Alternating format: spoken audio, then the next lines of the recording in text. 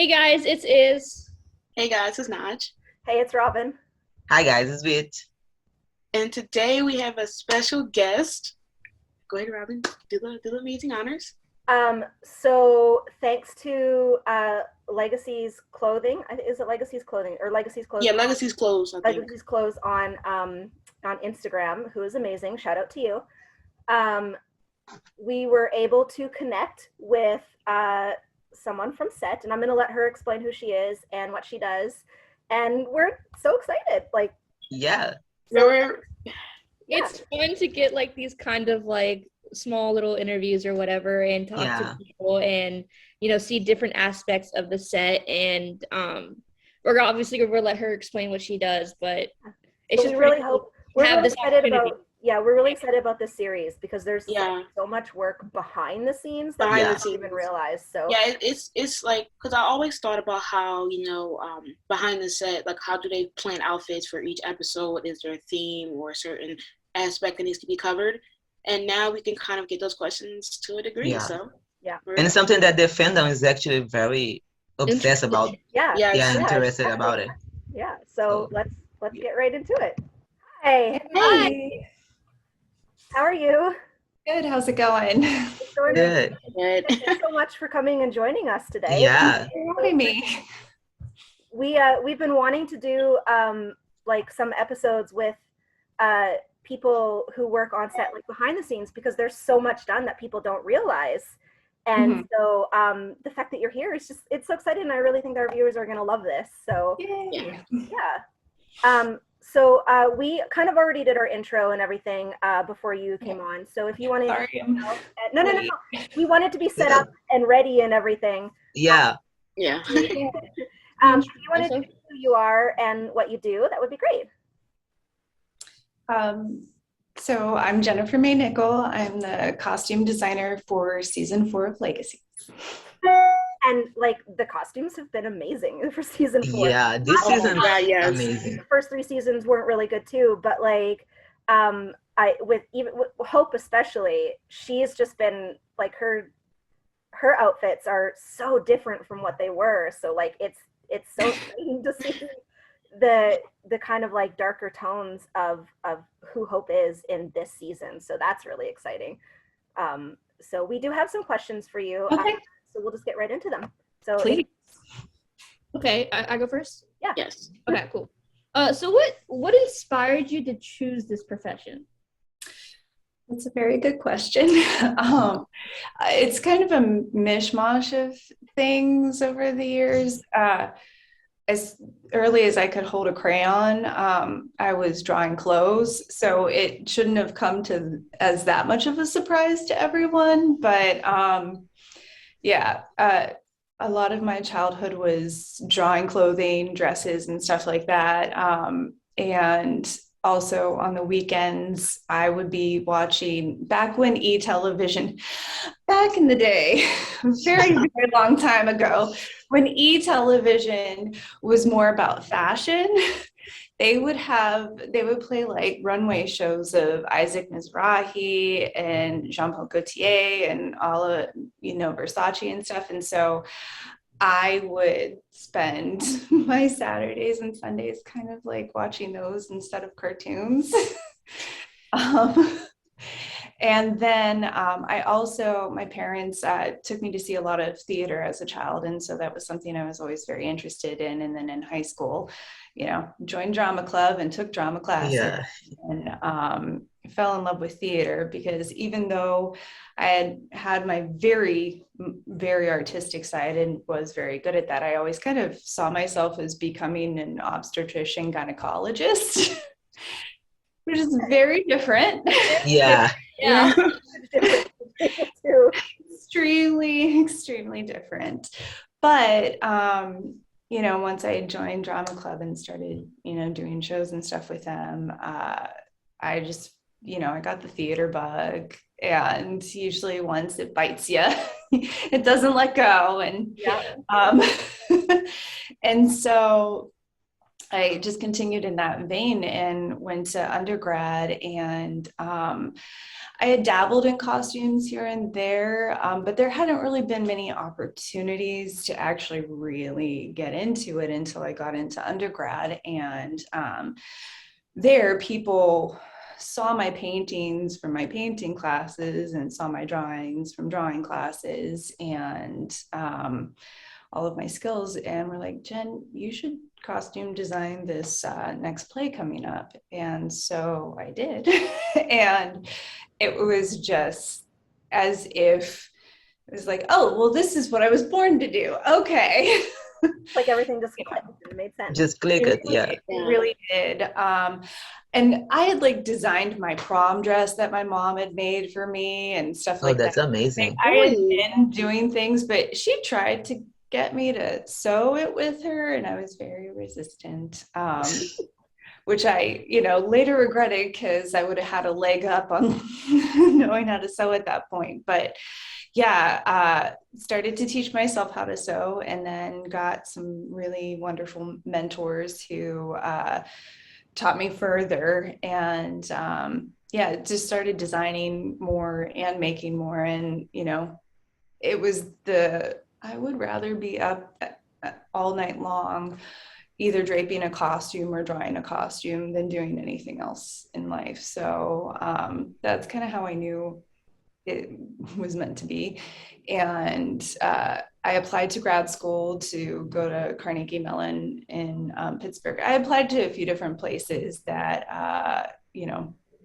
I was also eager in going to, but my family's originally from Pittsburgh. And so it was one way, like my grandparents were getting older, and one, it's an amazing program, and two, I could see my grandparents before then I went off to New York, LA, wherever I was going to go. So luckily got in there. It's a competitive program, so I felt very fortunate. And I studied for the first year with Paul Taswell, who just designed the new West Side Story. Oh. Okay. So I owe a lot of my refined drawing skills to him, and a lot of my refined designing skills to him as well. He was an amazing professor. And then Susan Sue, who still teaches at the school, is also an amazing professor. I learned so much from her, and now she's just a dear friend. Well, that's nice. That's huge, yeah.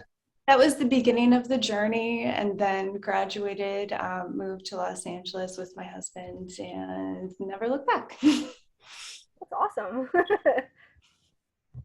I feel like everyone that I've talked to have started out in theater somehow. I just feel like everyone that we've talked to, at least before, has started out in theater, which is a great thing. It just shows start from one end and get to another end. Well, it's so much more quicker pace too, right? Yeah. Because it's constantly on the go. Yeah. So yeah, it definitely helps you learn things really quickly. I did theater when I was younger too, but I didn't continue that. I'm an accountant, so clearly I didn't continue that, but I would have loved to. It would have been great. But we all need accounting. Yeah, well, I mean, that's true. I'm good with numbers, so I go to my strengths, right? But no, theater is, I loved theater too, so I definitely see why people kind of that's the first step that takes you on that journey. So yeah, and it's the most accessible. You can't easily just start in film and television. Yeah. So it's one of those the baby step into it in a way. Yeah. And it's easier if you live in a place that has I'm in Vancouver. Well, not in Vancouver, but I'm close to Vancouver. So opportunities in Vancouver, LA, New York, you have a lot in places like that. So it that's kind of I guess assumed if you're in those places to kind of start there if you're trying to work your way up. So and I think oh, go ahead. I was I think it's nice that you guys have the opportunities to experience on school, because here in Brazil we don't have this kind of programs on school. We have to go out of our way to try to have this experience, but you guys have this on your own school, so I think that's nice. You guys have a place to start and see how you can go from the top and go from there. Mm-hmm. How did you stumble across Legacies or / like working for them? So I costume designed another Julie Plec show back in the day called Containment. And Oh yeah, that's a good show. which we're kind of living out in real life right now. Yeah. So that's been interesting. But yeah, so I became kind of a part of that world then, and remained in touch with a lot of people from that show. And yeah, so that's kind of, I started watching Legacies and was just a fan of it off on my own before I started working on it, because it was a Julie show. And so I figured, oh, I'll check it out. And I fell in love with it because it has it's, to me, in my opinion, it's very Doctor Who meets Buffy. And Yeah. Yes, yeah. We're all Buffy fans Yeah, we here. are Buffy fans. yeah, So. and I am, quite the nerd, quite the Whovian. And so it definitely spoke to my nerd soul, and I loved it already. And then I heard that like Anne was moving on from the show, and she's a wonderful and truly amazing human and did such an amazing job designing the first 3 seasons. And they wanted someone who kind of knew the Julie Plec world. And I know like so many people who are on the production already because of that. Like it's like getting back together with old family, that you haven't seen in a few years. So it's a bit of a reunion. And so, yeah, that's kind of how I got brought about. That's got to be fun too, like kind of being a fan of the show, going to like working on the show, and it's just like, yes, I think this is the first experience of that for me. It makes like, did you fangirl a little bit when you got on set? Like, No, well, so I have a heart, like, I kind of got thrown into the like midst of everything when I first got out to LA. I worked on the Emmys that first year that I was there. I'd only been there like 2 or 3 months at the time, and was working on the Emmys. So I met everyone famous in the span of like 3 or 4 hours. I met Oprah, like, so Okay. I met Oprah and Betty White and Steve Carell and Charlie Sheen, and it was like Mary Tyler Moore. It was so many people all at once that it kind of like ripped away that bandage of fangirl on the inside of me. And so there are moments where I do fangirl here and there on things. Like I got to 11 years ago do this like silly sci-fi movie called Miami Magma. Very, very tittillating cinema there. But Brad Dourif was on it, and given the also Lord of the Rings nerd I am, I never take lunch breaks, but on that one I did, because he and I would just sit and talk Lord of the Rings the whole time. So that I have subtle fangirling moments, but being the costume designer and head of a department, I have to like side in. And so kind of like it's almost like the Gemini in me has like these 2 separate sides, and then there's 5-year-old Jen or 15-year-old Jen who's getting excited way back here and quietly. And then there's the professional costume designer who, I need to get the job done. We move too fast. I don't have time to fangirl kind of thing. But it was very wonderful walking through the sets the first time, and just seeing everything in person, and how truly beautiful it is in person too. Yeah. And so that was just kind of one of those like, oh, this feels wonderful. And yeah, I just love it. I kind of get the whole like set thing, because like Iz and I just went to Covington at the end of October. And I mean, like I said, I'm from Vancouver, so I have never been there before. and I've been a fan of Vampire Diaries and, you know, the originals and obviously now Legacies, and like coming up and seeing the clock tower and like that whole, like I was just, she looked at me, she's like, are you okay? And I'm just like, I don't know. Like, because it's just so surreal. Like, Yeah. standing there and being there and just being like, okay, wait, like this is real right now. Yeah, it's a total different feel than like watching the show and actually seeing it in person. And I don't know how I'll be able to adapt to that. Like, imagine watching, you know, actors and actresses on TV and then now working for them. That could be an unsurreal feeling. Yeah, it's mind you, you get used to it. So yeah, I'm like, truly for me, it's like I sometimes don't meet the people until I'm fitting them, and it's like, hi, nice to meet you. Okay, take your clothes off now. Here. It's like it's a very different, in a way, it's like being a doctor where it's kind of, you know, like it just doesn't phase me like that anymore. Now, if Paul McCartney were to like show up on the show, that would be a different story. But for the most part, I'm like, it, you know, doesn't phase me anymore. But yeah, it was fun like seeing all the sets and going to the Covington main square and everything. So it's just fun to see. Yeah. I always love seeing how we fake things and what we make real. I know, because we watched some of 408 being filmed in the square, and we got to see the monsters and like the merman and like everything like that, and just okay. So I know what episode you were there for then. Yeah. So that's that was this week's, right? That was this week's. Yeah. So that one was a lot of fun because we got to, you know, dress people up in period clothes and do all kinds of fun. I know we were standing there watching it and we were like, what is happening? Because when we watched it, I think 403 was going to air the next day. So we hadn't seen like, you know, what had happened or anything like that. And so we were sitting there, we're like, okay, the Croatoan is there.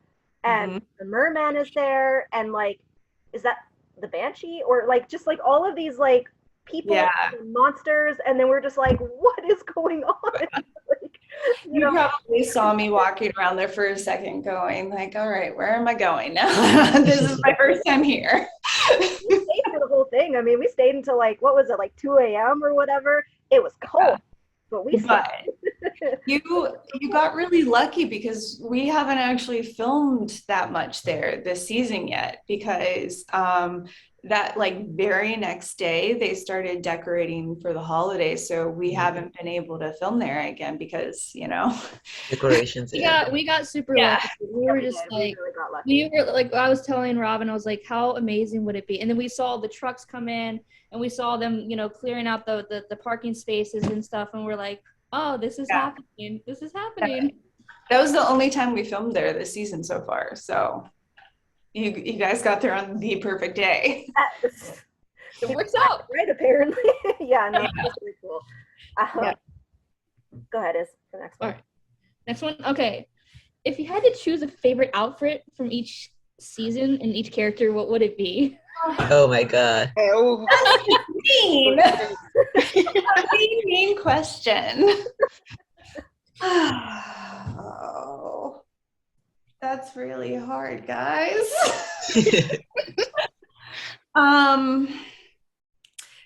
Season 1, I'm not even sure where I would go on that one. I mean, I loved a lot of the costumes in Mom Be Dearest because you know, it was so all over the place kind of episode, which was a lot of fun. I would just say probably season 2, the noir episode, just overall in general. You know? I mean, it's just one of my favorite episodes anyway. So like all the noir stuff, which I was very jealous I didn't get to design. I also loved Hope's Red Riding Hood look, and also getting like fun beginning Dark Josie. You know, those are really fantastic. And then season 3, there's so much good stuff. I mean, there was good stuff in season 3. There was some good stuff. I am still jealous that they did the Star Wars episode in season 3 instead of season 4. That's one of my favorite episodes too. So. It's an amazing episode. Really loved it. And I love the cult episode because it was just fun, you know. And like the musical episode was fun, but I do love the ferryman costume a lot. He's pretty cool. He is really cool. Like when he was introduced, because I love Greek mythology too, so I was just like, and there's been so much Greek mythology in season 3 and then kind of trickling into season 4, so like seeing all of that on screen, being a huge like, you know, Greek mythology nerd, I'm just like, oh my gosh. Like that's so cool. You're gonna enjoy this season a lot. I'm because I'm like the type of person that will watch an episode and I'll like pick out like, because I know that they put things in the scene on set of like for instance, when Cleo was first introduced, there was like the bust of Adonis and like all of these like different like Greek, and she had the all of her stuff on her wall in her room, and it was just like, okay, like those are all hints. And so I always watch now, and like they had the Ankh of Life or whatever behind Alaric's head in the last episode, and it's like, okay, what can we fit into? Why did they put that there? And like I'm always like in chat, I'm like, guys, did you notice this? And they're like, how do you notice this stuff? Yeah. So it's. And I will say, sometimes it's on purpose, but sometimes it's the luck of the draw. Whatever, like whatever people found that was cool looking, that we could get in there on time. Yeah, I know. I'm always picking it out and trying to see. So all the Greek stuff is like really cool. The mythology stuff. So I'm fangirling over that because that's amazing. So being able to like dress that up, I can't even imagine. Like we'll talk again in a little while. After season 4 is done, and then we can like really get into like the mythology. I can't speak. Mythology at all. It's fine. I just forgot the word for a second. I do want to say that this season, the costumes this season are freaking amazing. Amazing. Yeah. They are spectacular. We're always talking about it. We're like, this looks amazing, you know, like just amazing. Yeah, and like we get a chance to see Hope in like different outfits compared to like her school uniform for the first 2 seasons. Yeah. So it's amazing to see like her style and how it kind of changes with, you know, when she had humanity and when she didn't. And you can like really see the change in her outfits, which is like very nice for this 406. Just and 405. We're all Hope. So I have to step back for a second because just so you guys know, which you might know, like for you, 405 is different than my 405. Oh yeah. So, 401. 401.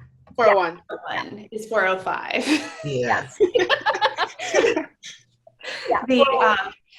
So the jumpsuit. Yeah. Yes. Yeah, I know. I love that. For me and Danielle, that is like our pinnacle costume. And it was fun because the first fitting I had with her, you know, we had never met before. And thanks to COVID, you just can't, like, we're masked up. You don't really, you can't even be close to each other to really kind of get to know each other and bond and stuff like that. And so it's me showing her this rack of clothes, and I pulled the jumpsuit out, and she's like, that's an interesting choice, kind of thing. And I was like, I know, but just trust me, as soon as you put it on, it's not going to look like it looks on this hanger right now. And because I've done a similar one, different color, everything, different fabric before on other people. And it's just one of those jumpsuits that it's kind of like, do you guys know the Sisterhood of the Traveling Pants or whatever? It's kind of like that, but as a jumpsuit instead of pants. Yeah. And like, she put it on, and then I gave her these really cool kick-ass boots, and it was like she transformed into humanity, less hope. And she just loved it, and I loved it. We all were like, and so then we were nervous because it's so different that we weren't sure if you know, the powers that be would approve it, you know. Yeah. But luckily everyone saw how amazing. Yeah. Yeah, no, We have been Loved it. We have been waiting for so long for see Hope with different clothes and this stuff. Yeah. It's been, Danielle and I have had so much fun in the fittings together, finding like just the right things and doing some really fun shoes on her and stuff. And just finding the right tone and where to push it for each episode, because each episode has been like this different side of her and in different ways. And you're like, how far is she gonna really go? You know? Mm-hmm. So also reflecting that in her costume and her jewelry and her shoes and all of that too, as well as still making sure that all of the stunts can happen. right. Yeah. And that we can get 5 things because everyone's stabbing her this season. Yeah. Everyone's trying to kill her. Making can me breathe. a little bit harder because she already didn't work hard enough. Just make her work. Yeah. just make her little. But no, yeah, seriously, the costumes this season have been incredible. We're like every time like anybody comes on the screen, I'm like, wow. Yeah. That's, like a lot of the characters' outfits are a huge improvement. Like I love every outfit. I'd be like, oh, even the accessories to like make it go off. Cleo this season. Oh my god. It's Lizzie's clothes are amazing. It's a very shifted tone. Like you can tell the difference. Yes. The tone of the season really shifted between 3 and 4, and like how the entire world almost is different. Especially with, you know, the whole like the season stopping early last year. Yeah. And you can see like where it changes from like, you know, where 320 was supposed to be going into 401, and the drastic change in, you know, not only in their costumes but their hair, you know, things like that. And it to me it almost feels like it's like like growing up, like you've gone from innocence of childhood to exactly becoming adults, like that shift there in the costumes. So it's like innocence to, you know, that you know, next step. So and it definitely has been a lot of that. Obviously Hope losing her humanity, but you know, especially with Lizzie and Josie going through this new stage with their father, and it and how it goes different for them, and how it changes Josie in a different way than it changes Lizzie, and showing, you know, where their journey is going through the clothes. And you know, Lizzie's stuff has also been very different in that way because, you know, she's going into a dark place, you know. I love that. I love it. We've been calling it like Lizzie's like one of my favorite characters, and you can see within the last like couple seasons or whatever how much she's grown as a character. Yeah. And I'm so excited for this dark side of her because I love darkness. I love darkness. It's really funny because she is kind of going into this darker side, but one of my favorite outfits of hers is when she was in the therapy box with the overalls and the little, when she was coming out of the therapy box. It's such an innocent outfit. Yeah. It's not, because exactly it's becoming so dark, and it's just like the parallels between what she was wearing and the way that she was acting. I don't know. I just loved that and that outfit of hers. So thank you. I was trying to play up where in some moments she looks very powerful in it and very like hard and dark, but then at the same time that costume can read very vulnerable and fragile. So that's where I was trying to go with it, that it would kind of play both sides. I loved it. It's one of my favorite ones. Putting Jenny in like boots and then overalls, it's just like it's gonna be great anyways. So that girl can wear anything. Yeah. She really can. So like I know one of my favorite outfits from her from season 3 was in what was it, when she was in the hospital and she was wearing that sweatshirt that was like half dark and then half the super, like what kind of like the sweatshirt that is wearing right now, the Super Squad one or whatever. I'm just like, Matt, I would wear that because yes, I would buy it. That. If you guys want to release it to the public, I would totally. I know. It's like when we found it, I was like, oh, those are the perfect Salvatore school colors. How do we know? And then apparent, like, so the horse crest, the double horse crest on it, that has been around, but I guess they had never really used it much on things. It's usually the S. Yeah, it's usually the S or whatever that's. Yeah. And I was like, wait, this exists? This is kind of perfect. I love that. Like, I literally sit on the timeline like, if you guys release it, I will buy it. Yeah. And because Jenny in real life loves horses too, and so it was just kind of like that perfect moment, especially because it was such a vulnerable episode for Lizzie, and I wanted it to have that. This was comfort, where this was like the thing that when you feel the most uneasy that in your life, you know, if you have to change your clothes, that's the thing you're putting on, because oh yeah, that was season it's like a comfort blanket, you know, in a way. And so that's kind of like, it's still cute because it's Lizzie, but that it is something that, you know, she feels secure in. And the shifted tone in the colors like relays like what her journey is going to be like to me. Where it's the bright on the one side, but yeah. I love that. That was beautiful. I had a lot of good things to say about it. And that for me was the beginning of the costume that she wears in the episode you saw this week, the off the shoulder. So that was the tie-dye sweatshirt was kind of the beginning of that transfer into that shirt.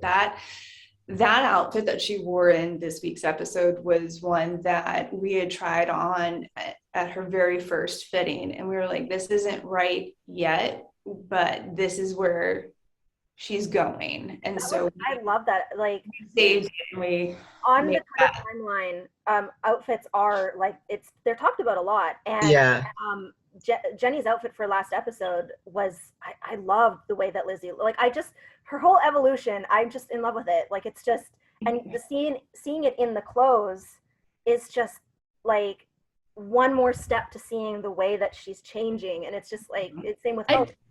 I feel like people don't, I feel like it hasn't been really much admired when it comes to clothing, is that, you know, someone's clothing, and especially in a TV show, can show the timeline of their life, how they've gone from one person to another person. And you've seen that. I've seen it most with Lizzie and with Hope. Because, like, I feel like them two, I've always said Lizzie has had the best character development out of everybody in the show. And to see it in the clothing as well, it's like you can put two and two together. It's pretty cool to see it evolve to what it was to what it is now. So. And they're doing some really beautiful things where you think one thing's going to happen and then another happens and stuff. She's got a really lovely storyline this season. I'm so excited. We're excited for it. We've been waiting a little while for Lizzie's storyline to kind of start moving, because she's kind of been, you know, like, we're getting a lot of Lizzie, so it's a good. That is good to know, because like Hope, Landon, and Lizzie, I think, are our top 3 characters in this. Yeah, there are. All of us. So I know Landon, you can't really dress him up too much because he's Poor Aria, like he's hard. The only like, thing I've got to fit him in is hospital scrubs. this episode. So yay. I mean, what is he gonna? He's not gonna change outfits in Limbo, so. Because Limbo is you're there and what you die in. So. Not when I saw him in the scrubs, I was like, yeah. Oh, the whole timeline had a breakdown. That's what we deserved. What is happening? Had a breakdown. They're like, when Kaylee posted that picture, because I'm not on Twitter, so I didn't see it right away, so they had to put it in the chat or whatever, and I was like, okay, this is happening. Yeah. Right. That was a lot of fun. Now she want to ask the next question. Yeah, so it kind of goes into what you were saying before. The question is, it's like kind of a three-part question too. Do you base the characters' outfits off like the theme of the episode, or is it just kind of random? It's always based off of the episode, especially because so much of it is dictated by what they have to do in the episode. Right.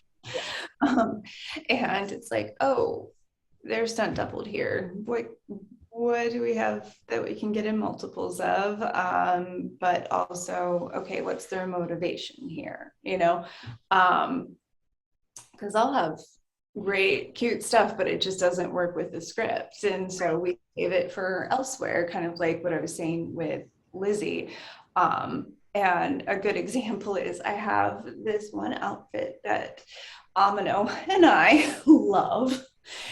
And we keep trying to find a place for it. I know it'll come, but she and I are getting impatient about it. We're like, we want this outfit. We want this outfit. This is just so perfectly Cleo. It's just waiting for that moment to shine, Yeah. So I always find stuff that is, of the character, but then it's like, well, what's their motivation in that episode? What is personally happening to them, as well as what is physically happening to them. And also we film in Atlanta. So what's the weather going to be like if they have outside scenes? Trust me, I know. I live in Virginia, so it's like similar. It's like you can never predict what the weather's going to be like. Yeah. And so it's like, oh, and then when do they take that jacket off? Once they've gone inside. So it's like it's kind of a Tetris game of what pieces go where and how and what works right. And then one other weird thing is that I learned coming in, there is an unwritten rule about stuff for the headmaster's office, because the wall, it's more of like a brownish maroon, not a real true red or not a real true maroon. It's like browny purpley red. But the way the camera interprets things, and also in the low lighting that we use, you can't put anyone pretty much in red on the top. And so that kind of severely limits what we can do for those characters in that episode, because if you go in the headmaster's office and you only have one change for the whole episode, that kind of determines what you're wearing in a way. And then if it's a whole bunch of people in that office at once and you're trying to have a color variation going on, so not everyone's wearing the same thing, and when you're limited to school uniform colors, right? Yeah. It's a lot of, all right, what can we play around with here? Well, there's this yellow, but it's not the same yellow as this. So how dark is this? A more greener yellow? And can we get away with this with her wearing this yellow? And those kind of different things. So it's a dizzying number of factors that go into it. But the motivation and the physical action are the two that come first. And then how about when you're dressing like larger crowds? Like, for instance, Limbo, like what we saw in the last episode. So Limbo is like 2/3 of them are, from different time periods, because there's people who died throughout the, lineage of Mystic Falls and everything. And so a lot of that is, one, keeping them not in anything similar to what our lead actors are wearing so that they stand out. And then two, what can be seen in these outdoor night scenes, and three, then also what makes the most sense for, people that have died in Mystic Falls. And so, going along some of that stuff, kind of taking things from Vampire Diaries and originals on things that they have done in the past with like flashbacks and things and stuff here and there of, okay, well, this happened in Mystic Falls before, so we can do that, and, what we have going on there. So that's some of that kind of stuff. But usually background wise, it just depends on the theme. Obviously with the Western, everyone was in Western wear, you know. Victoria. Yeah.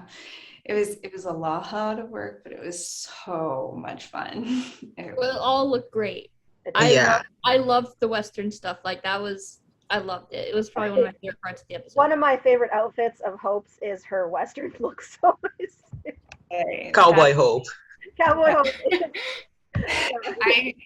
I can't wait to get just a chance to post all of like my drawings for that episode and research and, you know, how all of that came to life, because that was just definitely one of the joys in my life to design. It was so much fun. And Jenny in that blue dress is one of the loves of my life now.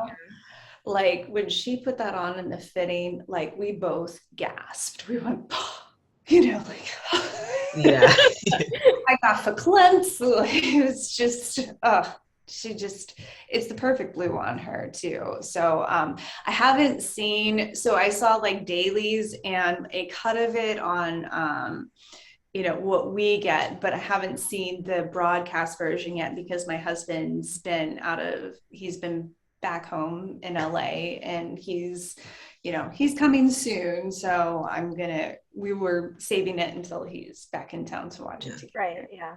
Well, it looked great. It looked great. Yeah. But I can't wait for you to see, like, well, Jenny posted the one photo of the true blue that it was before color correction. Yeah. But yeah. She looked gorgeous in that dress. Yeah. So. And then, okay, so it kind of goes, is it difficult to outfit the larger crowds? Like what? Because you have all of these scenes and all of these people and like keeping track of like who's wearing what and where they're going to be. And like, you know, I can imagine like just how, you know, crazy that would be having, you know, that many people. Yes. It's a lot of work, but I mean, that's why I'm on this show. Like I love this stuff. I could easily, you know, design like a cop show, but I would not be as happy. You know? I thrive in this kind of environment where it is doing like a Western one episode and then Grey's Anatomy the next, and it definitely lets your imagination run wild. Yes, and it flexes all of my creative muscles. So, but like for the Western, we had about 30 some extras for that. That obviously had to be in all Western wear. Normally that's not like that many people in our world. 30 is not that much for background. But in times of COVID and also when so many productions are happening, it is hard to get the right items that you want. And so like I cashed in a few chips with my alma mater, Carnegie Mellon, and you know, I mentor a lot of students there and stuff and help people out when I can. And so they were very kind enough to let me borrow some stuff from their stock, and we rented stuff from Warner Brothers. We kind of got a little bit from all over the country to come in for that. So to make that happen. But then there are some things which I can't divulge, but I can tell you we had to custom make literally everything the background is wearing because it doesn't exist otherwise. And so it's that like, well, we custom made everything, but how much of it are you actually going to see? Like, is it 15 seconds on screen, 45, you know? And then it's like, oh, well, and now that's over. That's the thing is like people watch the scene and it just, they're focusing on the background a lot and they don't realize just how much work actually goes into making sure that that all fits together like pieces of a puzzle. And so like that was the whole, like I'm really hoping that this talking to you and like this interview and stuff will like make people like, okay, like appreciate it a little bit more, you know? So the Western, we background wise, we're prepping that for about 2.5, 3 weeks. The other custom made thing, because things were shifting around and we weren't sure where stuff was going to land. It was a week, but I mean, it was all hands on deck that week. And like for Limbo, we bring in extra people because we have to fit all of those clothes on them ahead of time. So, and with COVID, it's like everybody has to test first and then come in the next day, and then we fit them and then they work the next day and stuff like that. So it's a whole process. Yeah. They can't just show up same day and here you go. I know, because when we were watching, we were like, if you guys need dead bodies, we'll be dead. We volunteer. We're right here. I will lay on the grass. I don't care. I've had a COVID today. I had to fly there to get onto the flight, so I could show that. But yeah, no. We like joke and stuff like that, but yeah. This week was the largest background week we've had. And again, can't tell you about it, but it was so much fun though. Like some of the stuff I got to just do ridiculous things. So it was fun, but it was a lot, but it was exciting. Yeah. Can't wait. Okay. How do you choose accessories to go with, which accessories go with which outfits and for which character? Honestly, that's one of the things that takes me the longest amount of time. Well, this is where I like to give actors options too, because we don't have enough time in the fitting to do accessories with every option that we're trying on them. That would take forever. So once everyone decides on which costume that character is going to wear, then I start picking out a few different options for them. And then I am nice enough that I let the actor choose from there, because I'm not giving them anything that I wouldn't want them to wear, Yeah.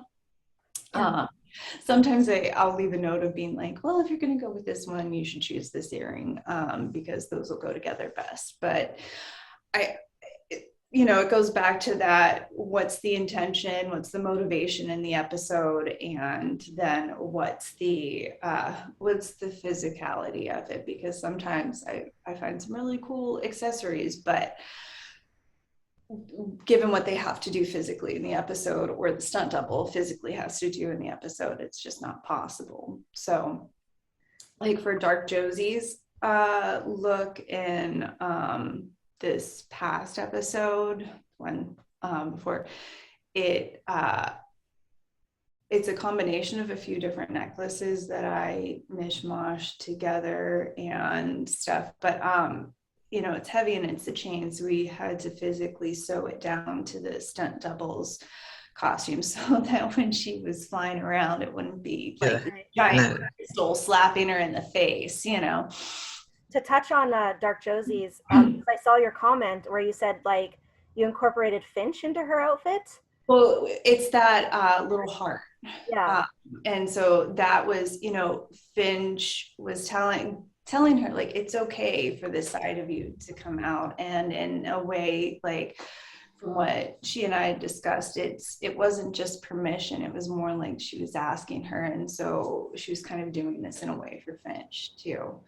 And I definitely incorporated little nods to Finch into her different costumes. I don't even know if you guys got to see it in the Grey's Anatomy episode, but she wears a little lock necklace in it. And because one of Finch's necklaces that she wears every episode is a key. Yeah. Oh, that's sweet. Oh my gosh.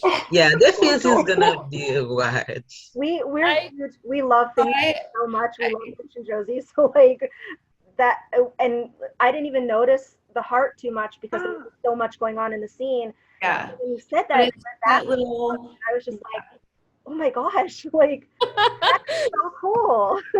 And it's that hardness of Dark Josie, but bringing in the regular Josie. Josie, yeah.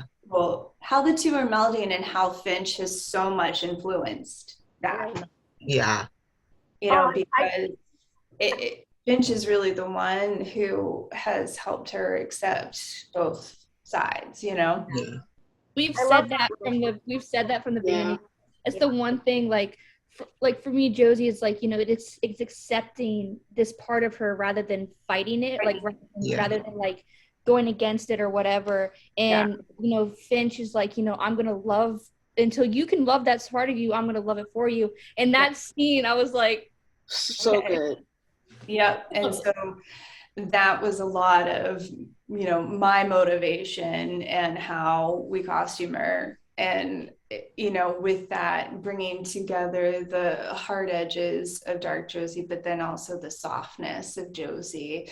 Like the shirt that she wears, it has the, you know, it's a mesh, so that's already a little more vulnerable, but it has the little puff sleeve that, you know, is very Josie to begin with. But we still have like, you know, the leather bustier, which is very hard Dark Josie. And so it's just melding those two together and showing how they're, how she's becoming one. Like, they're the same. Yeah. Two different sides of her. It's her coming to terms with like, this is her, you know. And I love that. That's awesome. I love it. So like feeding off of that a little bit, from what we've seen so far, have you kind of done that with like Hope's outfits too? Hope, because her humanity is off, we've gone very far with it. Like it is, you're not seeing a lot of previous Hope in there.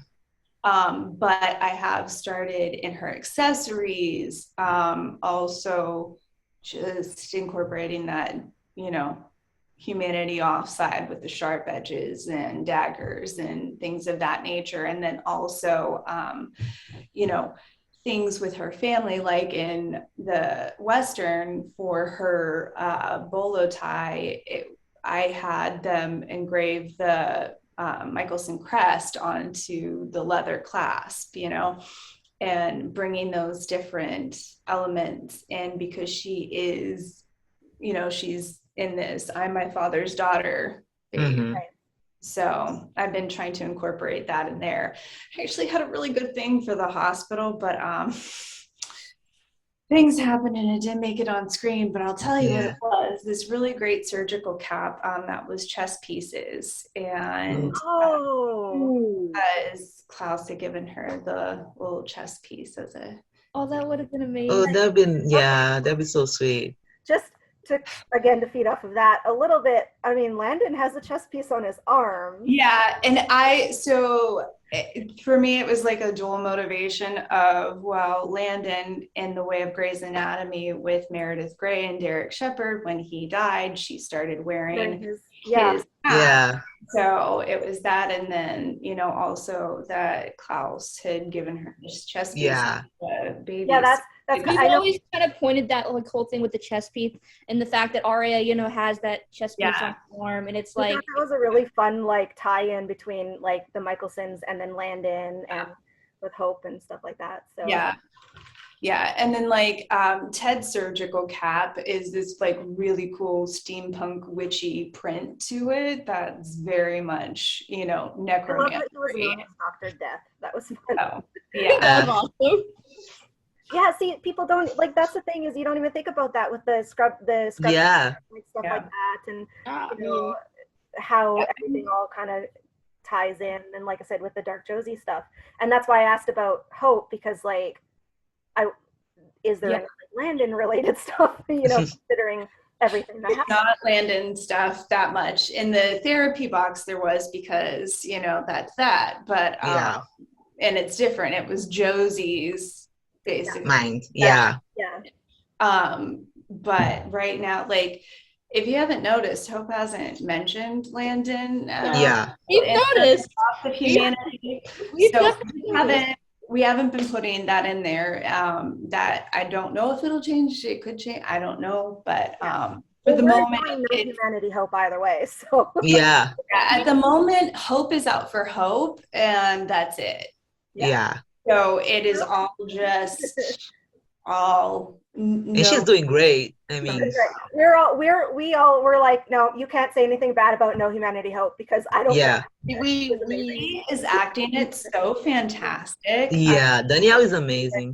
She's amazing, but you know, she's killing it because someone else acting it, like they could take it to a very kind of hokey end and not do it justice. But her, we're huge fans of Danielle, and like I think in every episode of our podcast, I think we've said like, oh my gosh, Danielle just killed this episode. Like, yeah, every episode. Every episode, it's just like our MVP is Hope because like because obviously I don't know how she to our surprise, MVP, Hope Mikaelson.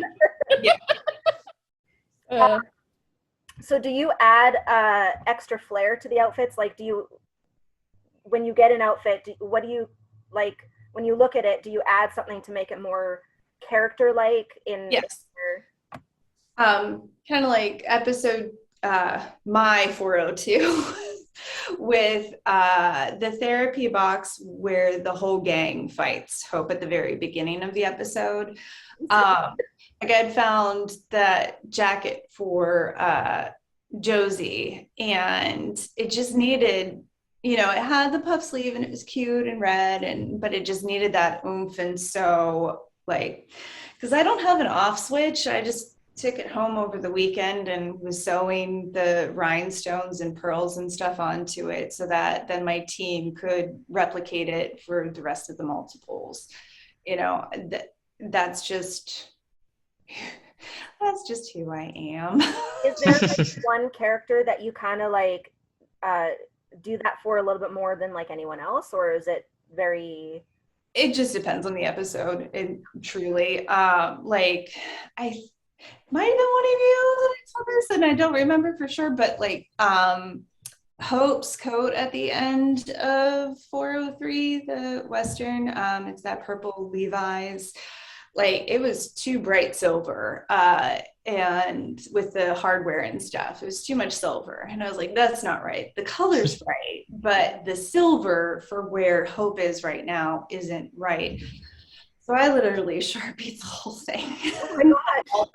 all the hardware. Wow. Yeah. That took a while, but it was worth it. And I wanted the Sharpie because the Sharpie, it kind of takes it to a purpley black, right, you know, place instead of painting it a matte black, because I still wanted it to have like a little sheen to it, but not be like shiny silver. You know, I wanted it to have that like dark metallic, almost black feel to it. And so that's what I did.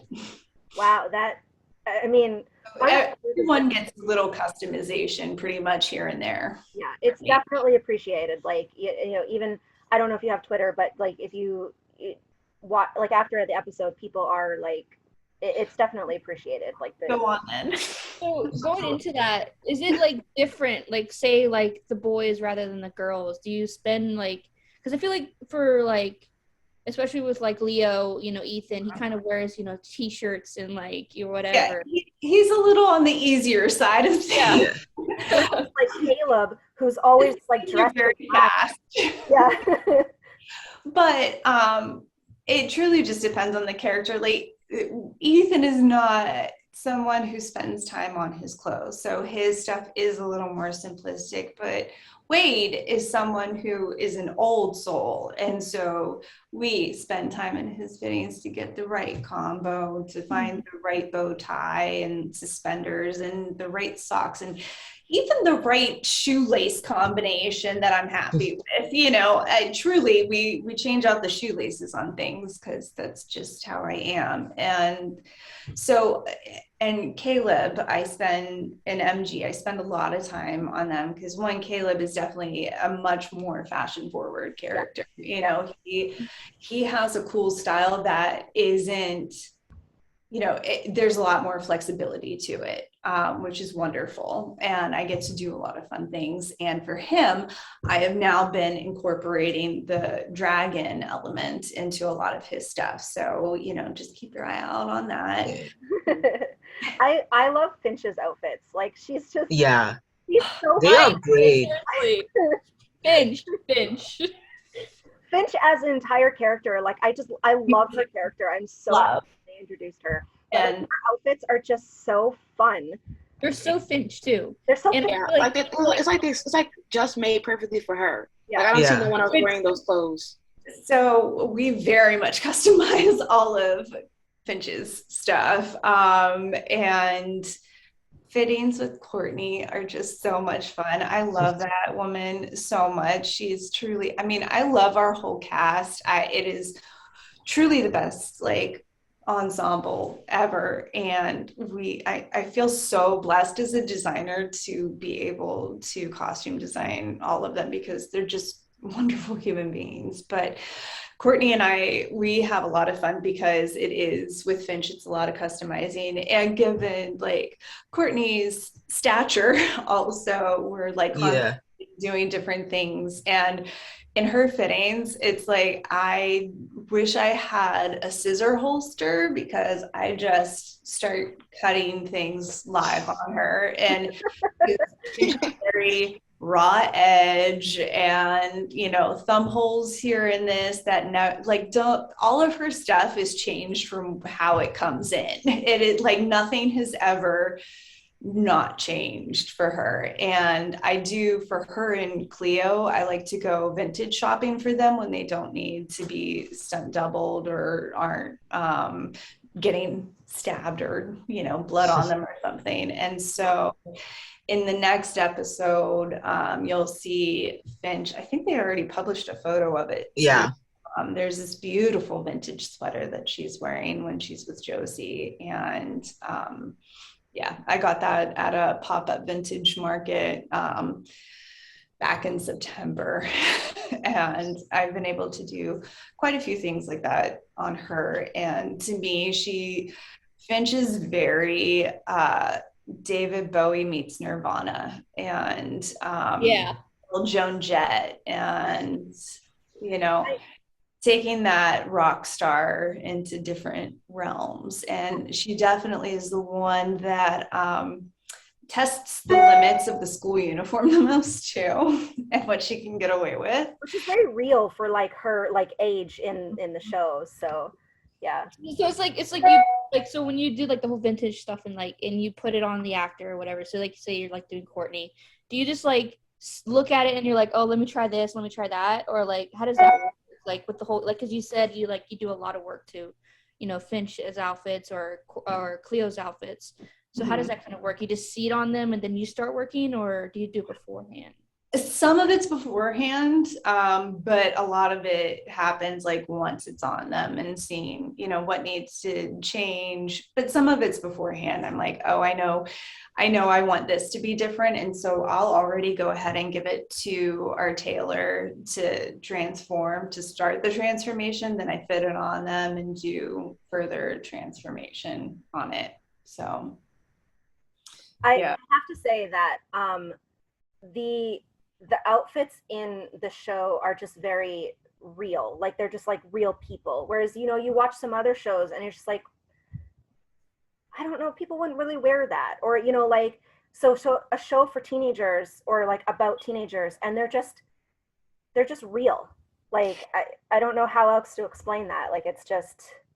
Yeah, that is what I strive for, while it's real, but also still fun at the same time. But that it evokes what their character is going through and what their character would realistically wear, you know. That's what I love about the change between Humanity Hope and No Humanity Hope. Is you see Danielle wearing these, like, she would casually just wear like a t-shirt and jeans or whatever, and then you go to her, she's in with No Humanity, she's wearing these, you know, leather jacket, jumpsuit, and it's like something normally Hope with her humanity wouldn't wear, but you see her as an. Her shoes are amazing, like the big boots, the heels. It makes the outfit, honestly. The little things that we can see, it's just like, as us, is like we when we watching the show, I feel like, especially the four of us, we pick out stuff that normal people wouldn't normally see. And it's stuff like that with simple clothing, or like, you know, the set. A set, watch with Malivore Landon, and then like Landon doesn't wear the watch or whatever, and it's like it's just cool to like pinpoint those little small things in the details, and it's like it's so interesting to me. I don't know, I love it. I'm all about the details, so keep looking for those things because Yeah. I put little things in there for everybody to notice. So I mean, it's more there for me and the actor's satisfaction for the character, but it's also, you know, just I put in fun little Easter eggs here and there. Yeah. We're always like theorizing. I mean, no, okay, Yeah. I'm just theorizing. Robyn.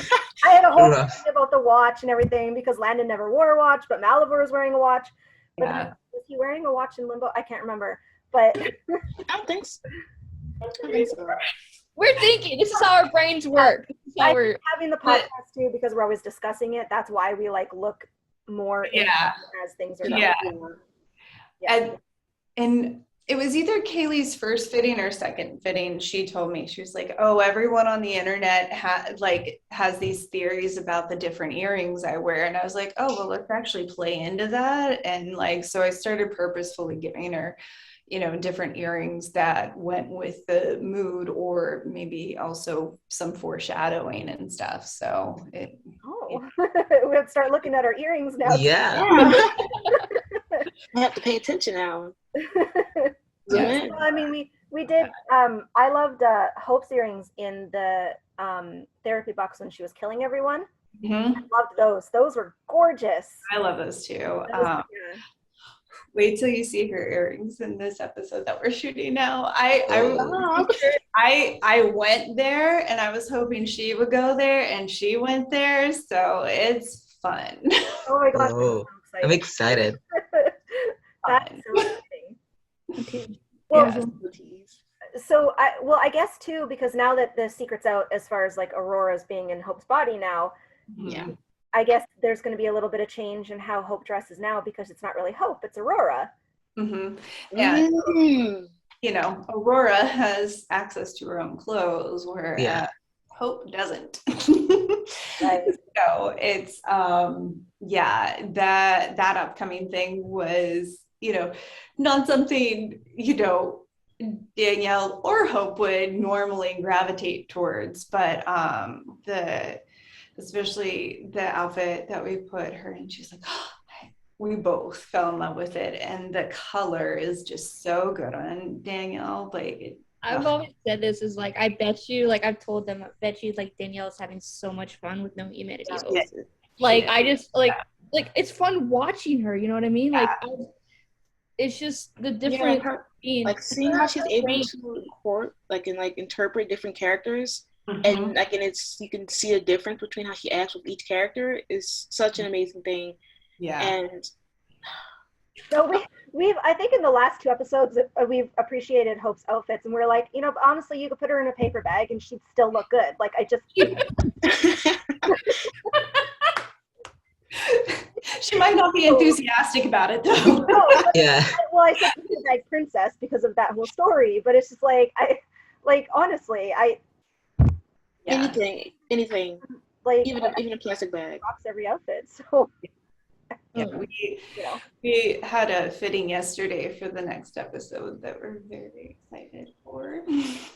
I mean, we've just been excited with every single one because we are getting to do something so different than what she's had for last few seasons, and so it's fun just seeing, like I said before, where we can take this darkness that's happening with her. And we are enjoying it immensely.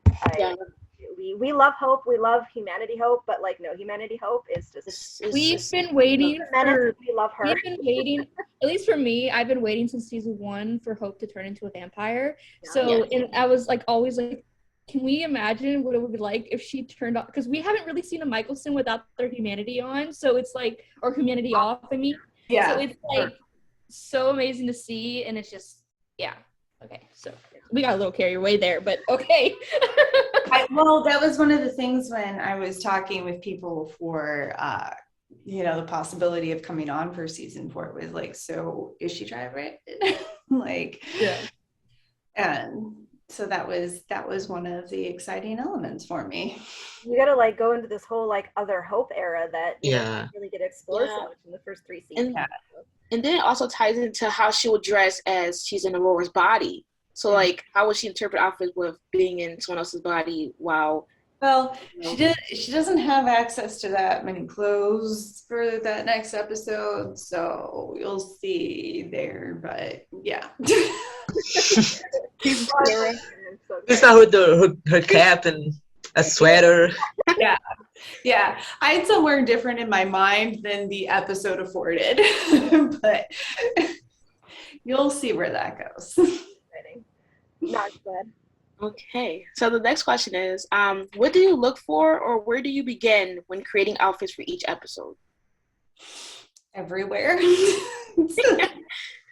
I truly like I'll just look anything and everything kind of, I'll take in and let it inspire me. And I swear Instagram has truly found this show's algorithm to show me when it's like 11:30 and I'm trying to go to sleep but not succeeding at it, and do late night internet shopping. So yeah, we just look everywhere, truly.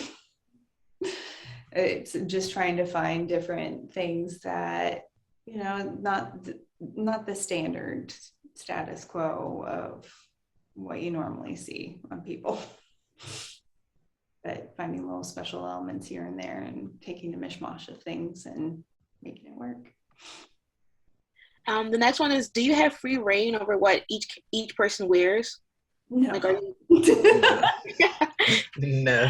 No, I wish I did, but no, it's, one, it comes through me, and then it's about working with the actor and the fitting to find the right look and what we feel, one, they're comfortable in, two, they can perform the action in, and most importantly, reflects their character. But then it's also sending it up the chain for approval to the showrunner Brett and the writers and the director and the producers and stuff, and everybody has opinions. So when the actor truly loves one of the looks the best, like if Danielle and I are in love with something, we will say, hey, we're in love with this one, this is our favorite out of all of them, but that doesn't necessarily mean we actually get that one. Right. We try our best. And sometimes we try it down the line. Just like hang on to it. Yeah. Sometimes one director will respond to something differently than another director does, and sometimes well, this could work here or it could work here. So yeah. And typically, how long does it take to figure out the outfits for each character per episode? Yeah. Well, we only get one fitting with them per episode, and sometimes not even that, but I'll get anywhere from half an hour to an hour with them to do the fittings and stuff. And it's a lot of it's a slow, we seeing what we get in, and me taking the time by myself to just start putting outfits together and everything. But it's what I find, what my assistant costume designer finds, what our shopper finds, what our key costumer finds, and taking that all together and then finding the right combo for it. So some things I've held on to since the very beginning of the season, where it's just this one piece and it's this amazing one piece, but we just haven't found the right combination to go with it yet. And so it's I'm just going to keep holding on to it until we find it. And I don't know if you might not, but I don't know if you can say, but how soon, how between getting the script and then the episode filming, how long do you have in that time period? I mean, if you can't say, that's totally fine. No, I can. It's because it's pretty standard for hour-long television. It's 8 days. Okay. Start to finish. Yeah. Oh my God. Sometimes we get the scripts, more in advance, but they're constantly changing. And so, we have an 8-day prep schedule for each episode, but we're filming the previous episode at the same time we are prepping the next episode. Okay. That's wow. Not it's not, we prep 8 days and then we film 8 days and we start prep the other one. No, we're constantly, yeah. Yeah, filming and prepping and filming and prepping. Wow. Okay, go ahead. Okay, so is there a dream period piece like you would love to do with them off with you? Like a dream episode or period piece, like period piece. Oh, well, the Western was one. The noir they've already done, which is just sad. I would love like an Edwardian episode. That would be fun. I mean, I love all the time periods though, so I am getting to do some of the things that I've always wanted to. I truly all of it. Which is why I'm in the job I'm in, because if I didn't love all of it, I should yeah. The period pieces are so fun. Yeah, it is. And it's often where you get to show even more of the character because you can be a little more deliberate with it. Yeah. So who inspires you? Oh, on the show or in general? In general. Yeah. So in general, there's a designer, Goi Pei. She's a Chinese designer that I really like. Iris Van Herpen is an amazing European designer. Jean-Paul Gaultier over the years has been very inspiring to me. But I also just take a lot of inspiration from artists, and I find inspiration kind of everywhere. In the weirdest of places. Sometimes it's tree bark. And inspiration hits, you know? Yeah. And then since Pinterest came along, I can go down rabbit holes for hours and days of just finding the most wackadoo inspiration there, and things that really truly have nothing to do with what I originally set out looking for, So I would say I'm kind of like Cleo in that way. So for last question, like, do you have any advice for someone who likes to go on your footsteps? Who wants to work in? Work in. So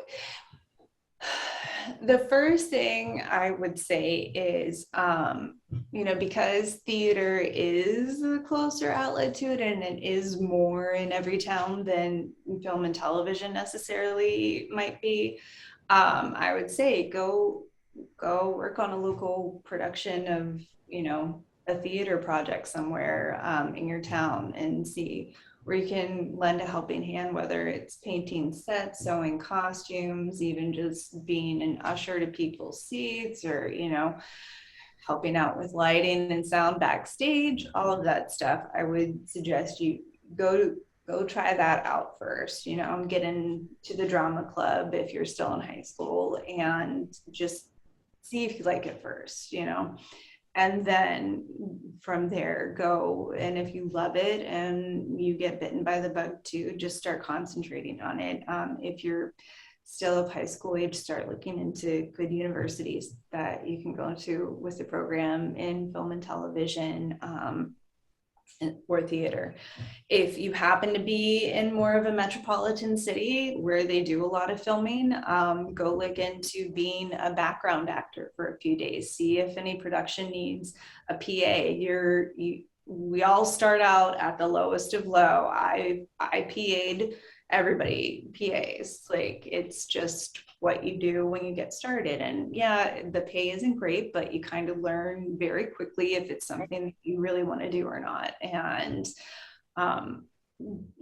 if you have the opportunity to do it, I would do that. And if acting is something you're interested in, do the background, be a background actor, see if you can handle walking back and forth for 12 hours in a day and all of that stuff. And if you don't enjoy that, this is not the business for you. Just keep watching TV and movies and enjoy it in that way. but it's good starting out from the bottom to see if it's something you're truly passionate about, because the hours are crazy. You don't have much of a life. You can get called at any minute and go, hey, want to come design a show in Atlanta? And you got to pick up and leave. We, lead a very nomadic life. And, it's just something you have to be ready to just pick up and go when the work calls. Right. That's great advice. Yeah.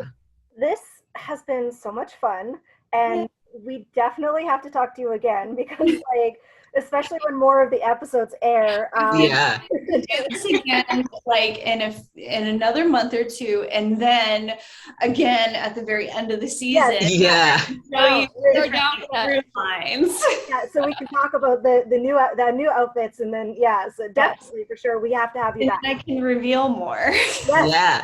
Ooh. All the behind the scenes stuff that I'm not allowed to talk about. Yeah. And yes, definitely we need you to come back, and thank you so much for joining us. Thank you, honestly. Seriously. About what you do, Thanks for and having me. It's been shedding a wonderful. little bit of light onto like what happens behind the scenes. So we know that the viewers are really going to love this, and thank you. That's all I can say. Thank you. I hope you all have a good weekend. You too. Get some rest before you have to go crazy. Yeah. Yeah, I've got some drawing and research to do tonight, but that's actually really relaxing for me because, like I said, I don't have an off switch. So There you go. It works. Great. All right. Thank you again so much. Bye. Bye. Bye.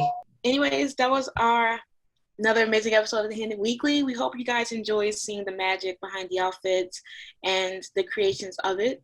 And until next time. And go follow Jennifer. Yes. Yeah, go follow Jennifer now. Amazing. So sweet. And also check out Legacies clothes for more insight and zoom ins of each outfit from every character, where to get them, the names, and where the accessories are. Don't forget to like, comment, and subscribe for more Handon Weekly content. Our social medias and streaming services will be linked, so you can check us out there. Bye. Bye.